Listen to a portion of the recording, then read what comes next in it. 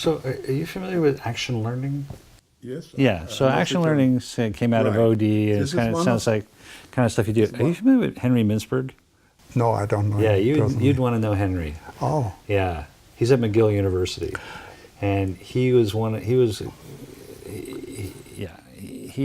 has huge prestige and status in the academic field, but he wrote a book about why business schools couldn't train leaders and they were useless at it and all this, and he's been working for years on developing a learning process that would really develop people's leadership competencies and in organizations. And he was focused on individuals or on relationships in well, a real context? All of it.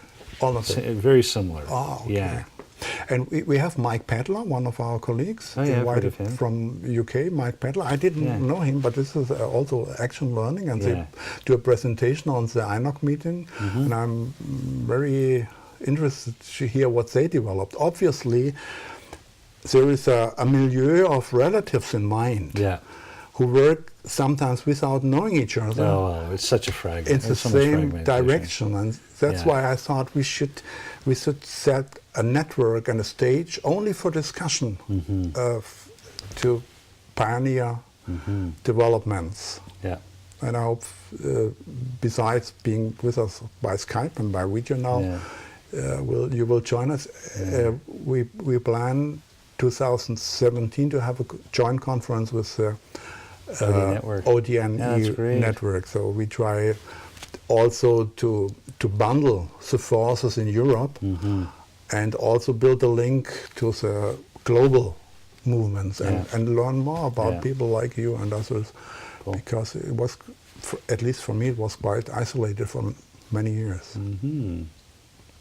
Well, one of the good things about isolation, and I'm kind of isolated living here in Vancouver, like this little outpost, you know, in all of North America's area, it's like we develop our own point of view, don't we? Yeah, and it's necessary in evolution. For sometimes it's necessary not to be crossed back, so that you develop your own thing. But it might be that the solutions are quite similar in similar countries, and now I think it's time of integration. We should invest a lot into integration because we need global forces to bring things forward. Well, that's interesting, right? So that's theory of emergence, right? First, it needs to fall apart. You're right.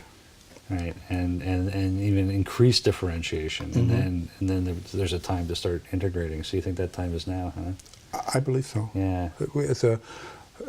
Because we also should set up some values that you should not expand on your partial perspectives too much, because so we have changing fashions, but we never have things integrated. A leader or an entrepreneur must integrate things. He cannot blow up isolated perspectives. He needs to bring things in balance, and so I think our field should also invest a lot of energy to bring things into balance and make them integratable. Yeah. Well, I think that's part of what we were trying to do in Dialogic OD. That's what Bob and I were trying to do. I believe so. Yeah, bring a lot of things that looked like they were very different and try to find what's the underlying similarity, what's the basis here. And I would say right now, I would think of it more as a set of hypotheses than as an answer, you know, as saying this is the solution. But I think we've got some insights into what is going on underneath all these different things. And you have a huge contribution, I think, to integrate things, not to polarize or polarize them, because if we don't integrate them, our clients have the problem of integration, and that's not responsible behavior. We should, if we work hard, they have an easier job to adopt what we have to give them.